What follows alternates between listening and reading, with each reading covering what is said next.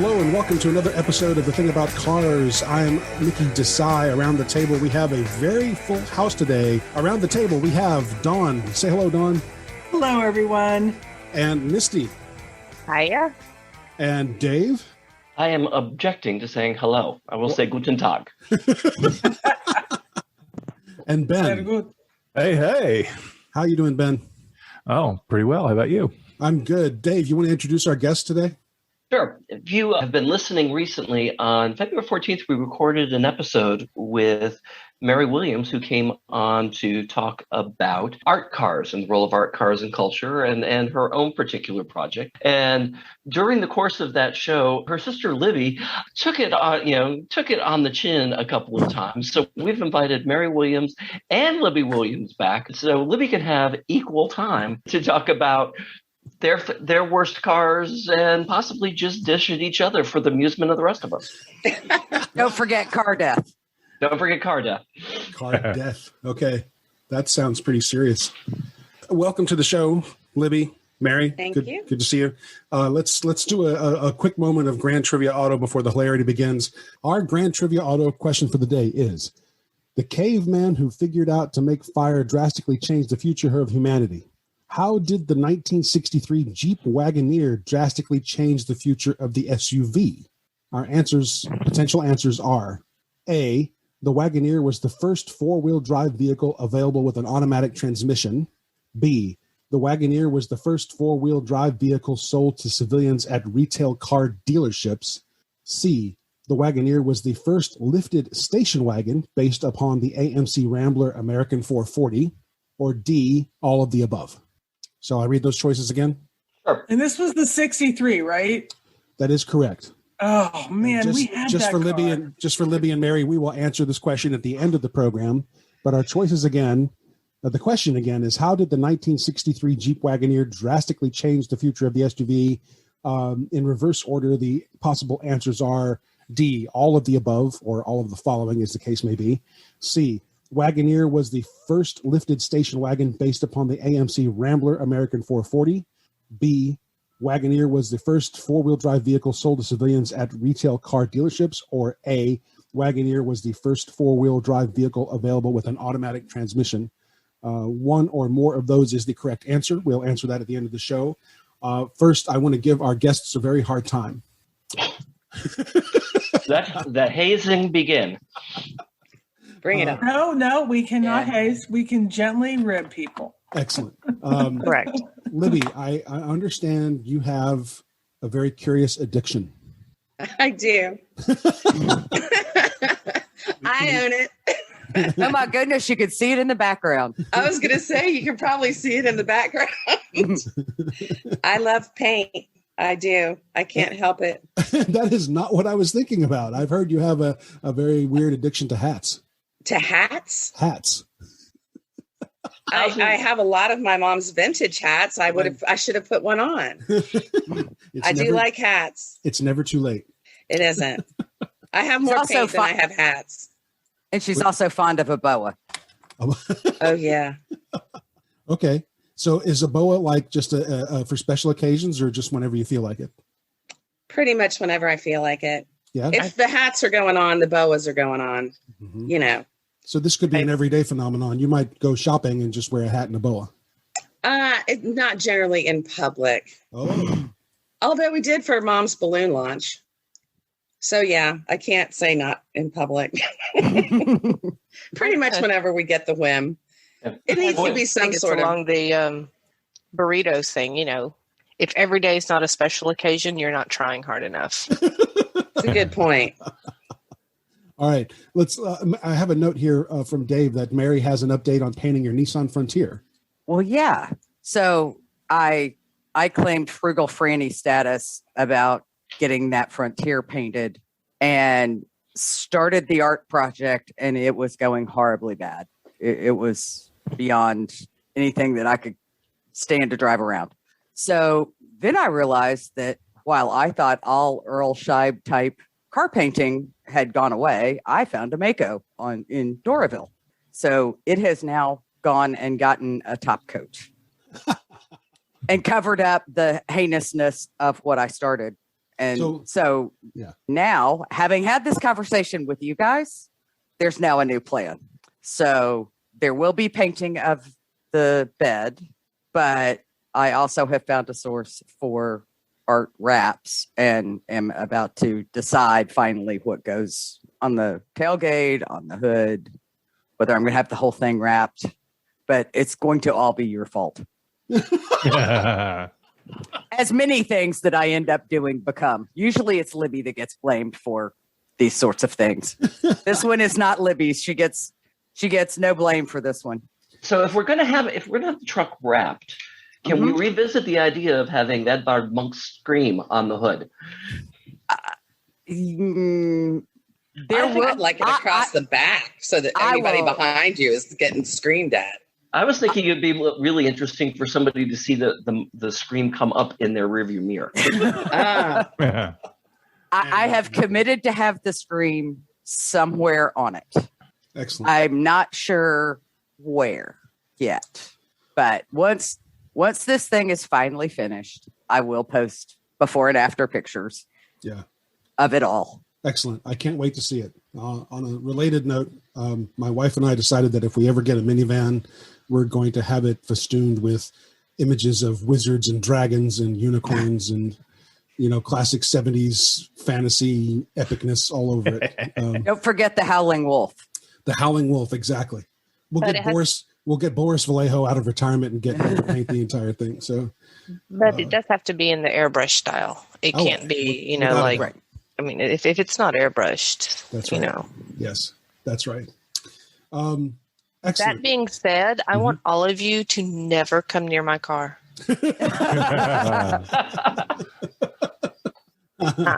No. Libby, I have another rumor about you that I think we should discuss, just maybe from introduction to some kind of an intervention place. There's so many. I've heard it told that in your last whole house, you covered the walls of your powder room with glitter and confetti. I did. How did that go? It was fabulous. It was the potty room. Mm-hmm. I did. It was fun. Glitter and confetti is a very interesting choice. It's not glitter. It's foil confetti. It's the same thing I have on my boat. Wait. They call me Sparkle Plenty. So you did to your powder room the thing you did to your boat. I did. Paint it white and throw foil confetti on it. It's very fun. Wet, so it does stick. Yeah, so it sticks. Yeah. It's a little bit like Mardi Gras by Sherwin-Williams. Yes, it is. There's a little more texture involved. Sherwin-Williams couldn't get that texture. And the reflective properties of foil confetti. Misty, I'm starting to percolate some ideas now. But you also have to understand, my upstairs toilet is done totally in Coca-Cola. Everything. Coca-Cola, everything. Yep. All of the wall decorations are Coca-Cola. I will never paint a red wall again in my life. I'm just going to put that out there. That's wise. So when you said everything was done in Coca-Cola, I was wondering if you did the trick of cleaning your toilet bowl with Coca-Cola. I'm not going to waste good Coke like that. Have you heard this, though? People do that? And it's crap, too. It's crap. Okay. I have used it to clean the battery terminals on a Corvette. And why am I not surprised? 100% not surprised. And I've used it to dissolve rust off of stainless steel. Wow. I've used it to cook a ham. See, for something like that, if you're not actually going to drink it, though, I think it's more sporting to, or save the money and buy like Big K cola. Than... That's right. So you took away number 3 from me, Libby. So you have a glitter encrusted pontoon boat. Should I keep an eye out for this somewhere? I guess you have no trouble being visible on the water. No. Yeah. It's a private lake. Yeah. So people can't see us. Much. Cool. Much. Except all the neighbors. Yeah.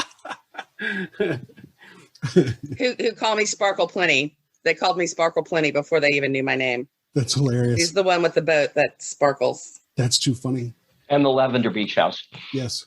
Yeah, and my house is lavender with purple doors. So why is paint your addiction? What's up with that? Why is it like just a constant quest for change or what? It's better than alcohol. the mist tints, the oops paints at Sherwin-Williams and Home Depot and all of them, it just makes me so happy to get a new color. I don't know what I'm going to do with it. I just have to have it. They're fabulous. 50 cents, a little jar of 50-cent happiness. I finally stopped the gallons. I ran out of room. I was like, and I'm never going to use them, but it hurts my heart when there's a really good color there. And are you an artist? Take it home. By trade, are you an artist? No, Okay. not by a long shot. I like to throw paint around. Throwing paint around is real fun. Artistry. Now I do Rob from Jackson Pollock, Damien Hirst, when I can just flat out copy something that's a real artist has done, I'm in. It's called an homage. I see. An homage. Yes. Have you thrown paint at any of your cars? No. Not on purpose. Yeah. Right. There has been some overspray. There has been 1 or 2 trips to the auto zone for the Camry white. I have a tendency to run into things. That's too funny. A little bit. Well, I mean, what are you driving? A Camry? Yes. Why?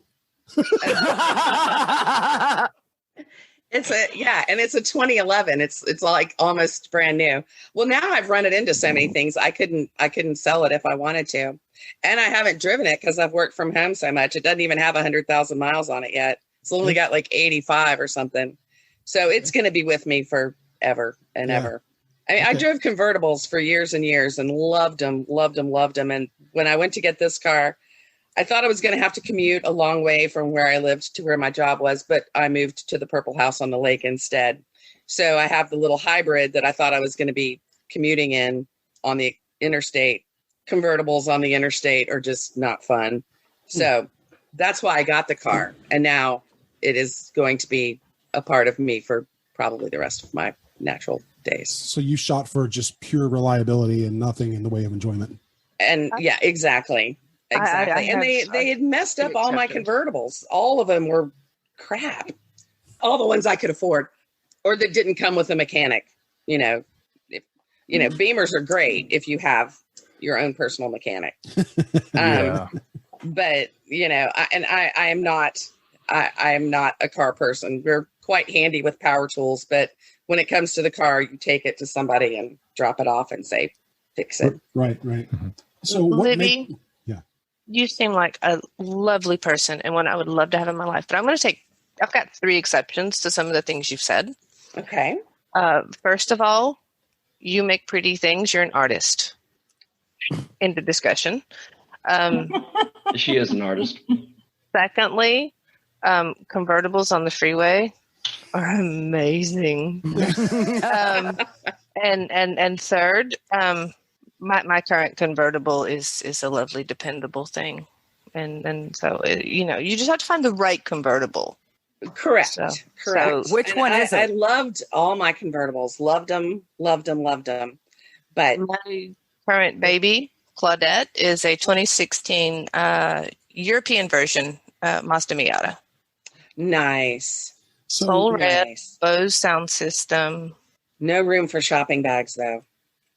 You got to have a back seat for the shopping bags. Much less paint cans. It holds like 2 crates of beer in the trunk. The important parts. So that would be probably about 5 to 6 gallons of paint. Don't encourage her. That would. I was going to say that would. There's a possibility. So Libby, let me ask you some questions then related to the whole. What were the cars you used to drive that were convertibles that you liked? And pursuant to that, what do you think makes for a good convertible that you're not seeing on the market today? Okay, I loved my Celica convertibles. I had 2 of them. They were fabulous. Loved them. They quit making them, and then I had a Large Marge. Chevrolet. Large Marge, the Interstate Barge was Sebring. But before Large Marge...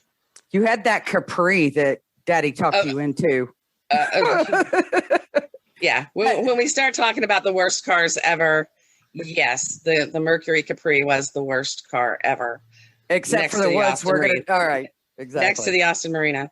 But my black one, what was it, Mary? Mom had the LeBaron and I had the Chevrolet.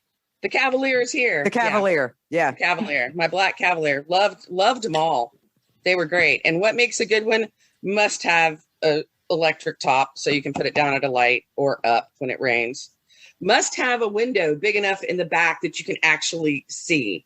The blind spots, that was one of the things that really turned me off of all the ones I was driving, like the Solara and all that. They have this tiny, tiny little, I'm like, I can't see anything.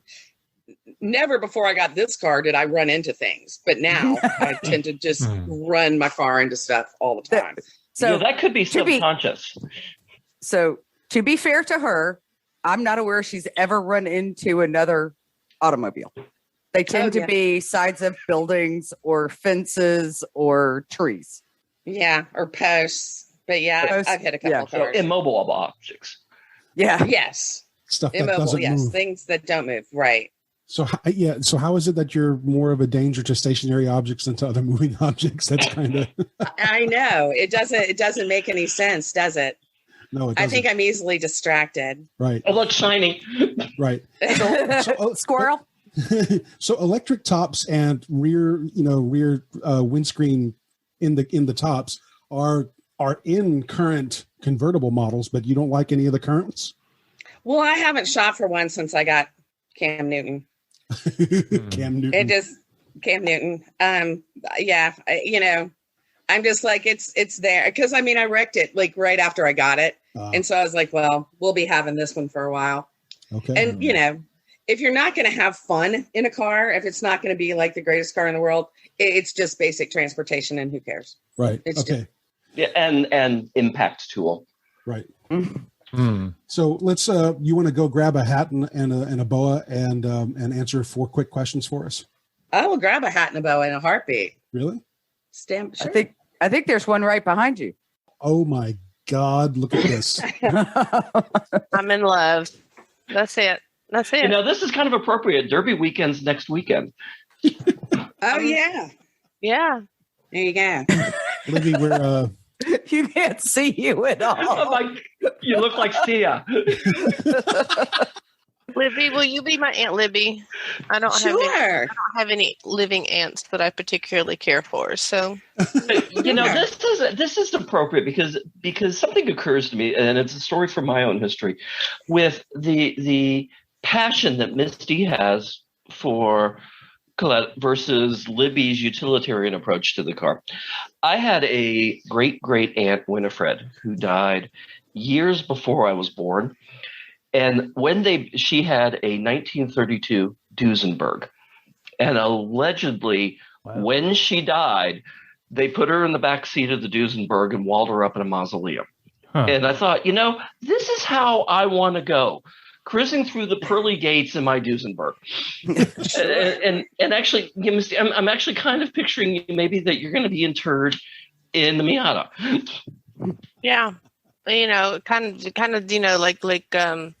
if I'm giving spoilers, it's your own fault because it's been out for a while. Kind of like the Dean Winchester ending in Supernatural. And like none of y'all have seen that. Okay, whatever. He dies. He goes to heaven. First thing he does, gets in the car and just drives the car all around heaven. And I'm like, that was the ending that he deserved. Yes. Good for him. Having never seen the show, good for him. Yeah. Mickey. So, all right, you ready, Libby?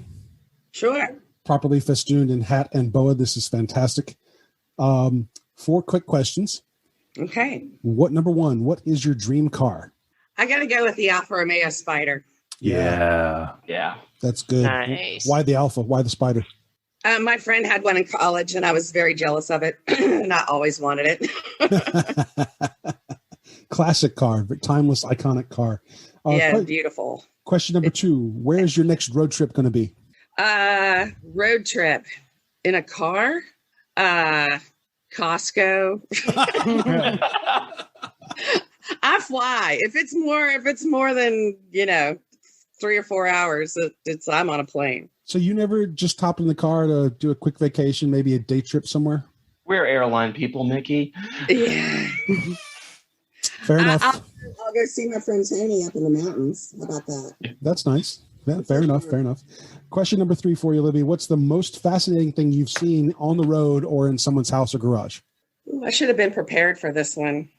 Well, my friend Jeff Hool does cars. He did the ambulance from the Ghostbusters, and he did the Blues Brothers car and Andy's cruiser.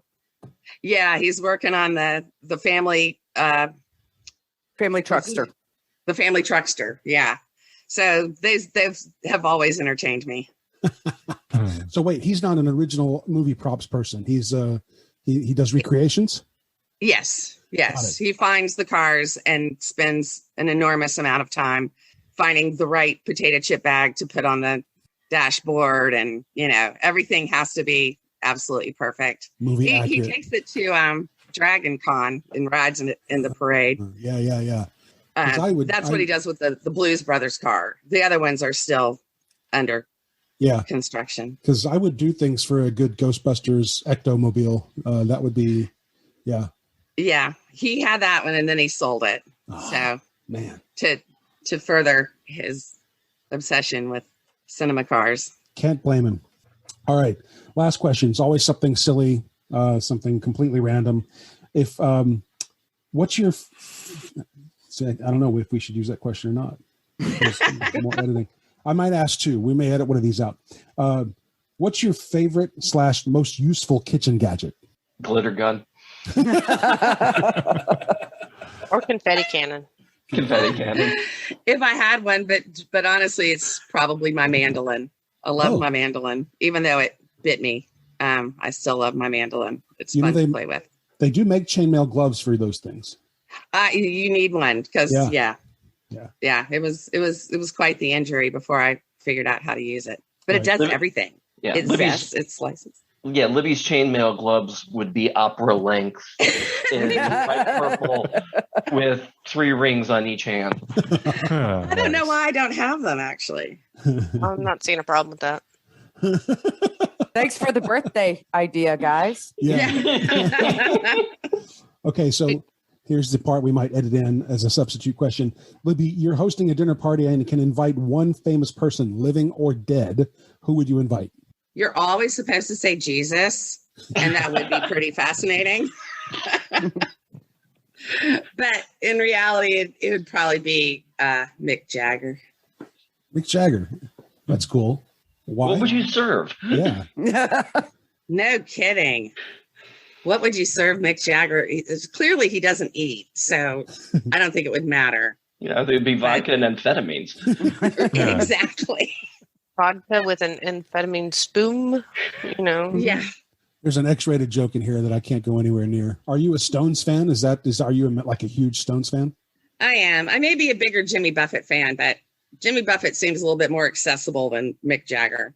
Yeah. I mean, I doubt I'll ever get to meet Jimmy Buffett, but if somebody was like, you can meet anybody, Mick Jagger would be the most remote.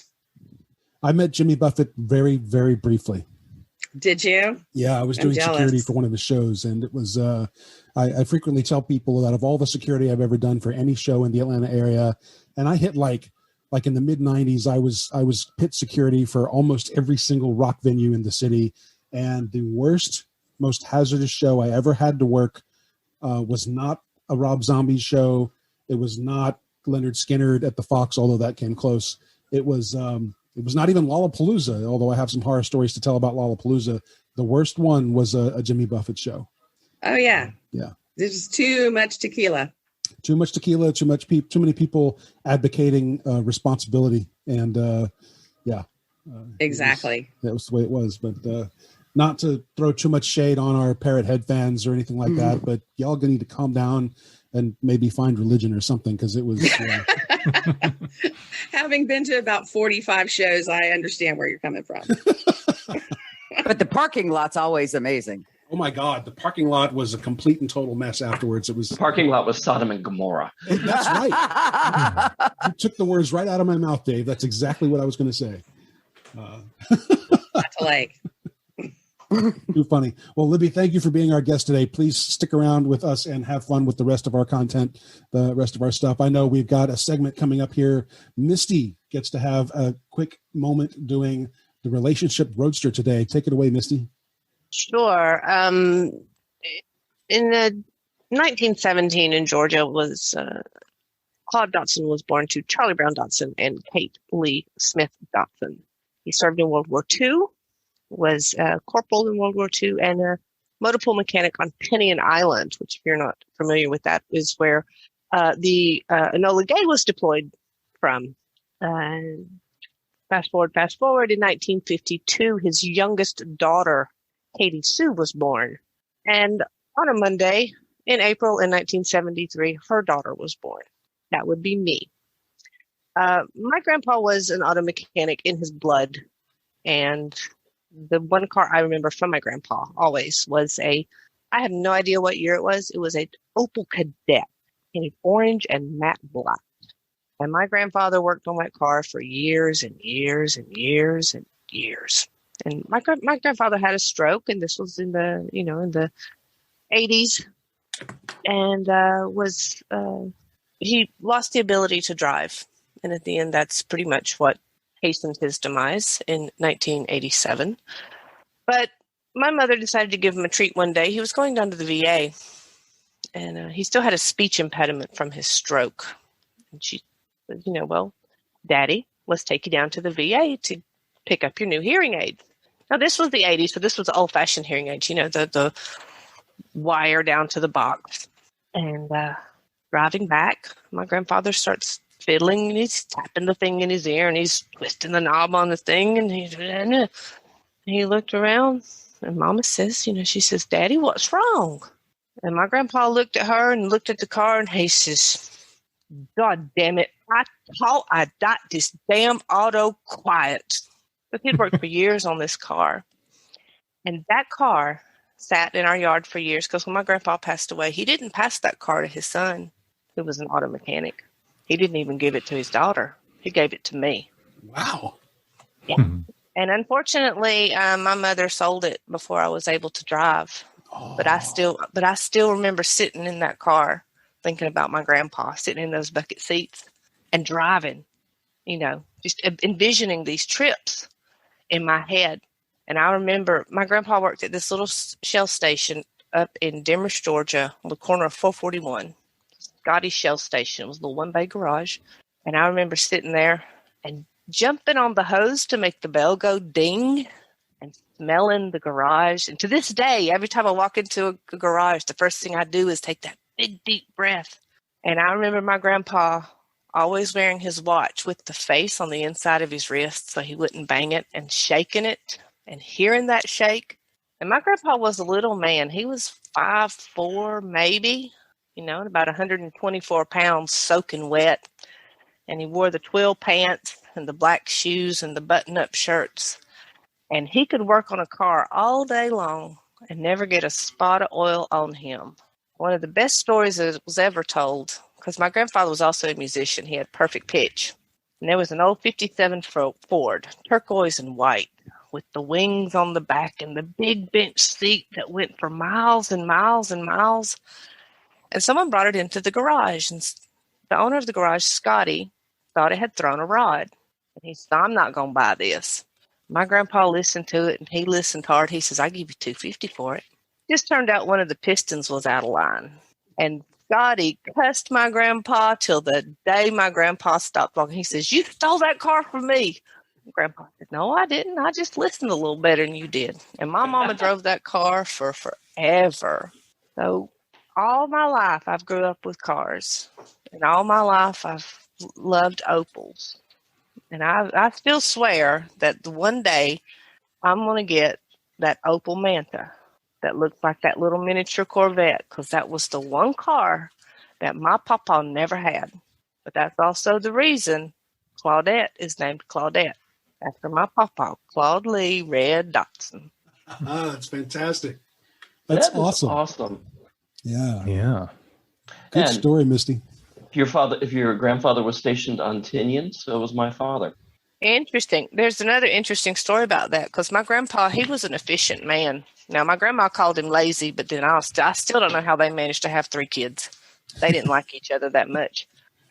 He was stationed on Tinian. He was a corporal. He earned a Bronze Star, and we don't know why or how, but he got really tired of washing his uniforms by hand. So he gathered up all these Japanese airplane parts, and he built himself a washing machine. Which is really interesting when you consider that Japanese washing machine factories were converted to build airplanes. Oh, yeah.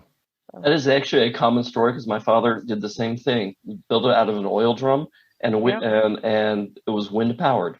I would probably bet money that your dad and my papa knew each other, and they might have even collaborated on that washing machine. It's entirely possible. That is too awesome. That is pretty funny. Thank you, Misty. Excellent stuff. We need to find you an Opel. What was it? An Opel Kadett. No, it's not an Opel Kadett. It's an Opel Manta. It actually looks like a miniature Corvette. That is not the Manta. That's the GT. Oh, okay, yeah, the GT. Well, no, I'm sorry. In Europe, it's called a Manta. Oh, okay, yeah. Well, see, there was a different car called that over here that still has really nice styling, but doesn't look like a Corvette. But I have some friends here who have a Opel GT, a former show car that has the most fabulous metallic purple paint job on it, and chrome wheels. The former owner did all kinds of neat trick stuff on it. It's just the coolest car. It is, and I never understood why my grandpa, who was born, and died in Northeast Georgia, he's actually buried in Tiger Cemetery, which is right in front of the airfield that the founders of Fieldale used to use to run their boot to Atlanta, because they used airplanes, not cars. They were really smart. I never understood where he got this love for Opels, but my grandpa was also the kind of man, he never bought like a brand new riding lawnmower. He'd go to the junkyard, spend like $5, and it looked like it was going to fall apart, but it ran so perfectly, and so that's, but he was part of the reason that I was not allowed to get my driver's license until I could change the oil and do a basic tune-up on my 1978 four-door 5-speed Toyota Corolla. Right. Too funny. And I like the story. There's something you said, one phrase in your story sticks out to me just because I'm always on the lookout for ways to turn the thing about cars into some sort of syndicated TV show, and is maybe the show should be called One Bay Garage, or maybe that's a spinoff. One Bay Garage. Where we just talk about one particular car. And add some Southern charm to it. You get back to the old school Southern charm of being able to sit out front in front of your garage with a pitcher of lemonade or something harder, and it would just thoroughly dissect one car. And actually, if you're going to sit out in front of your garage, it needs to be with a Moon Pine and RC Cola. If you're going to do it right. Honest to God, I cannot imagine what this show would be like if we actually recorded it drinking. Oh my! We should do that one day and just release that as like a private episode. You don't get to see it unless you pony up some funds or something. But I nominate Libby and Mary to make the cocktails. I'm in. Works for me. Excellent. And Libby's like, yes, she's nodding throughout the entire thing, and the viewers can't see it, but that hat is just like, I feel like we would catch a breeze coming off of it because, yes, that is just so awesome. It's about the size of a patio umbrella with fringe. And it's a lovely purple color. Yeah, purple works well. Yeah. I mean, I'm there for it. I'm waiting to hit the big 5-0 so I can wear that hat too. There you go. You don't have to wait, Misty. It's never too early. I've actually had this hat for about 30 years. See? It's never too early to have the midlife crisis you've always dreamed of. That's why I drive a sports car. Dawn, are you still with us? I am here. I'm listening intently. Excellent. You want to take us through a decade? I would love to take us through a decade. Excellent. Dawn drives the decades. Go for it. Yeah. I'm going back to the 60s. And part of that is because my movies seem to pull some cars from that era. And we just talked about, our question for this episode is about the Wagoneer. So I was looking through Car and Driver the other day, and it seems that last summer, June of 2020, they had a edition that talked about their goats, or greatest cars of all time, is what they called goats. And I noticed that I thought it was really fun because the 60s, looking at the greatest cars of all time, there are a lot of great ones. And one of the ones that, of course, always jumps out. I don't know why they always have to pull Jaguars. Everybody always oohs and ahs over the XCs, XKs, what have you. But the car that I thought was really fun that they mentioned was the 1963 Corvette Stingray. And, everything about that car is just, like you said, Ben, it is so pretty. My parents had a 62 Corvette, and I was born in 66, and Dad always lamented he wished he could have waited one more year. But the 63s were actually almost twice the price of the 62s. I mean, they were expensive. They had an incredible V8 in them, super sophisticated suspension. That body shape was just stunning. And I think about that compared to the 64 Pontiac GTO, two different cars, but both great vehicles that iconic from the 60s. And the GTO being, of course, probably in a lot of movies that, were around in the times in the 60s. And then, to round that out was the Ford Mustang from 65. Mm-hmm. So I thought the funny and interesting thing about that Mustang was the base price was $2,400, which was so accessible. Again, a V8 and rear wheel drive, say that 4 times fast. Just those cars from that time period, especially in America, were amazing. You still had in that 60s range, the Lamborghini Miura from 66, which was, Car and Driver has a nice little write-up on it. I was surprised, and Ben, you'll find this interesting. It was a V12. Yeah, it was. 345 horsepower? Yep. Transverse mounted and right behind your ears. Man, that thing they said could chomp down at 174 miles an hour. Yeah, I recommend looking up the if anybody's familiar with the Comedians in Cars Getting Coffee films.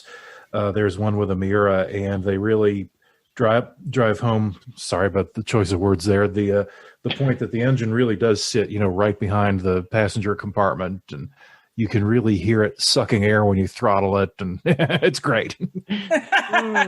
Yeah, and there were only 763 made of those. So if you find one, grab it and let me know. It's a beautiful, beautiful car.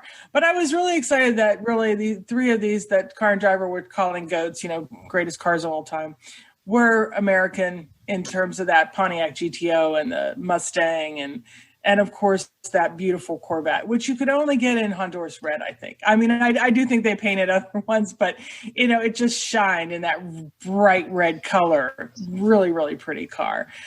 So that's kind of the 60s. I just was walking down memory lane. I'm glad to have been born in the 60s and think about those cars of that time, which will eventually, when you're ready, bring us back to the Wagoneer of 63, I think you said. Yes, absolutely, 63.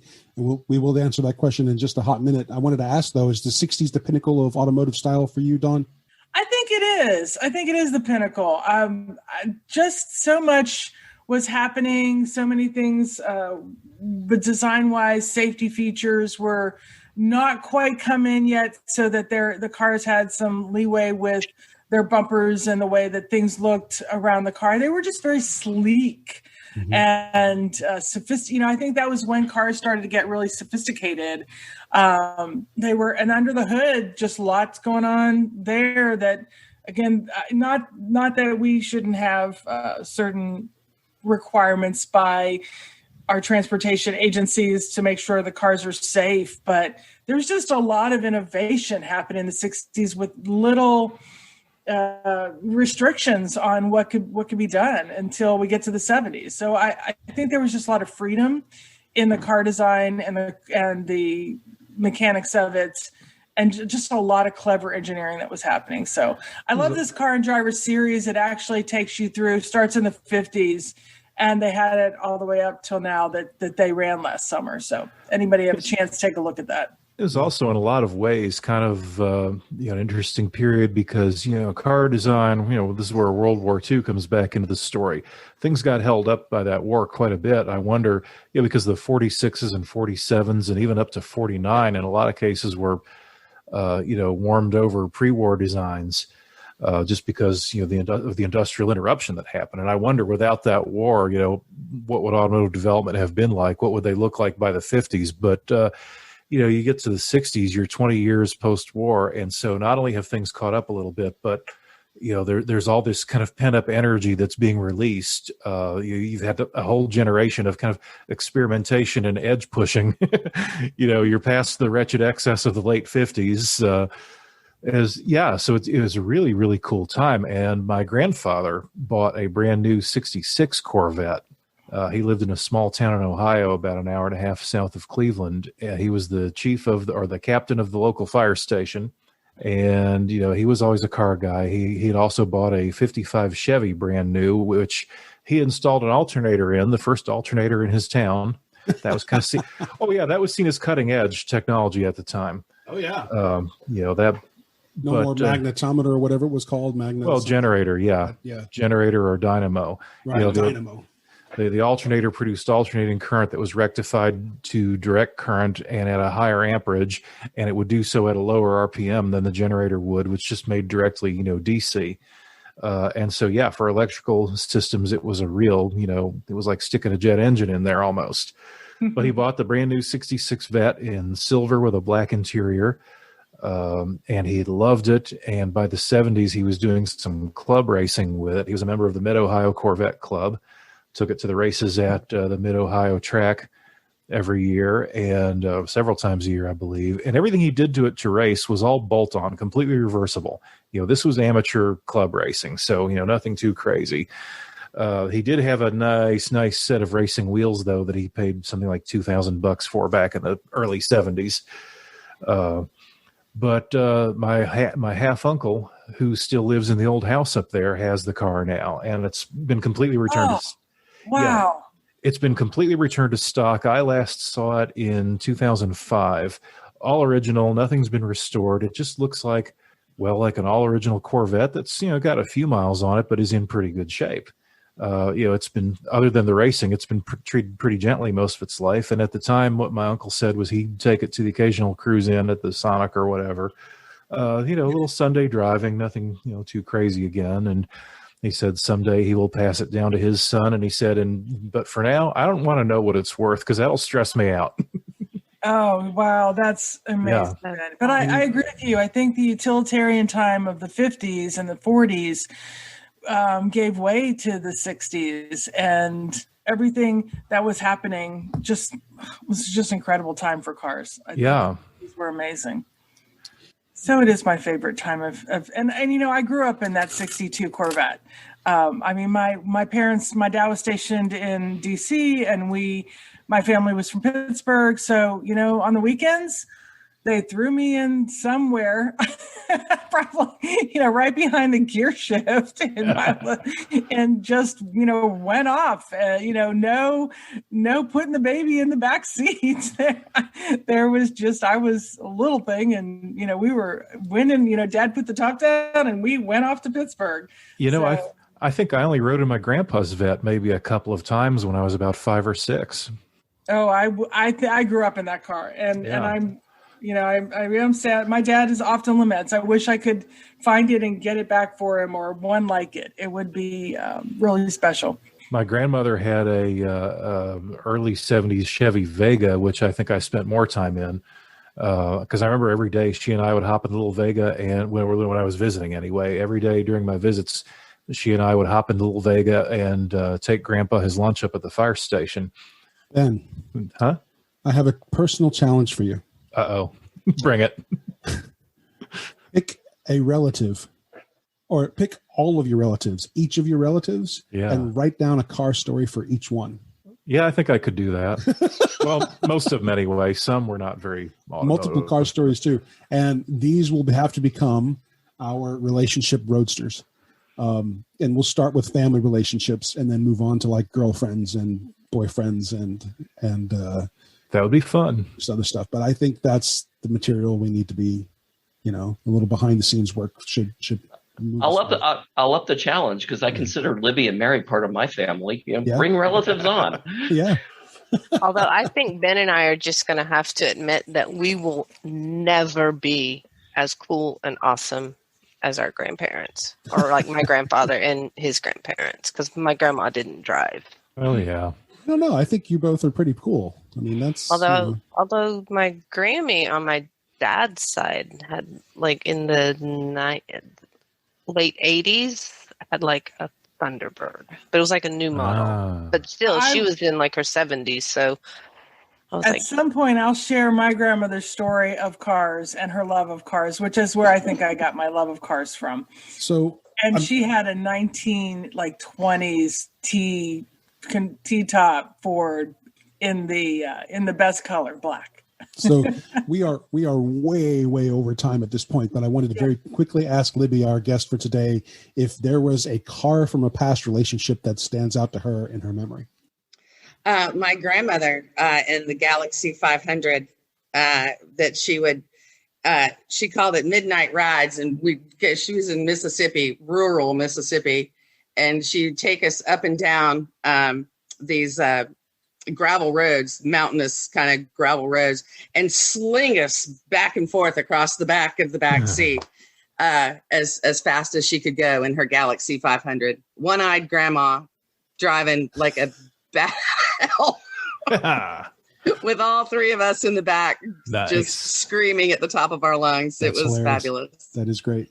I mean, we're all sitting here talking about family members and actual relatives, and I'm surprised that none of us are readily recalling a car from an actual significant relationship, significant other or anything like that. And I have them. Yeah. I don't know. I have some too. Yeah, I've got some. Maybe that's the R-rated behind the scenes. Well, we're going to save that one for the thing about cars uncorked. That's it. Yeah.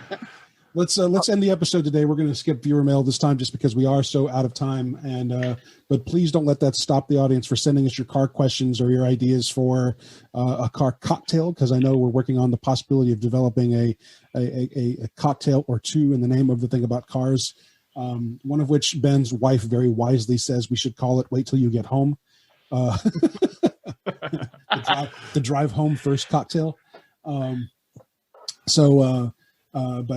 yeah, we really appreciate input from our listener audience. So please do send us our questions, even though we're not going to get to them today.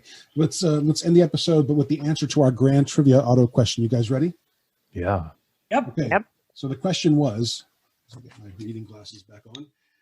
The caveman who figured out how to make fire drastically changed the future of humanity. How did the 1963 Jeep Wagoneer drastically change the future of the SUV? Was the Wagoneer the first four-wheel drive vehicle available with an automatic transmission? Was the Wagoneer the first four-wheel drive vehicle sold to civilians at retail car dealerships? Was the Wagoneer the first lifted station wagon based on the AMC Rambler American 440? Or all of the above? Let's let our guest go first. Libby, you want to take a stab at this one? Sure, I'll say D. D, all of the above? All of the above. And Mary, since you're also our guest today, would you like to take a stab at this? I don't think it's all of them. I'm not sure which one it's not, but I don't think it's all of them. Okay. Pick one. Pick one. Yeah, you want to pick one? I don't think it was off the AMC, so I'll go with first one sold in a regular car dealership. The first four-wheel drive vehicle sold to civilians at a retail dealership. Got it. Dawn. We had one. And I was just texting with my parents, and we can't figure out what year yet. It was a 63 or 64. We had it in the early 70s, and I'm saying all of the above. I remember that thing like nobody's business, sitting in the back with just with all my cousins, with the wheels, with the back window rolled down, and tooling around the countryside, going from one place to another. That thing was the bomb. So I'm saying all the above. Okay. Misty? I'm with Dawn on this one. All of the above. Dave? I think it's the first four-wheel drive with automatic transmission. So that would be the first choice, A. And lastly, Ben, you got a shot? Yeah, I'm with Dave on this one. I'm going with the automatic transmission. And I need to verify because I believe that this question is from our trivia czar, Tim Rogers. So if it is, thank you, Tim. And if it's not, well, thank you, Tim, anyway. But the answer is A. Wagoneer was the first four-wheel drive vehicle available with an automatic transmission. Well done, Ben. Well done, Dave. Although it looks like a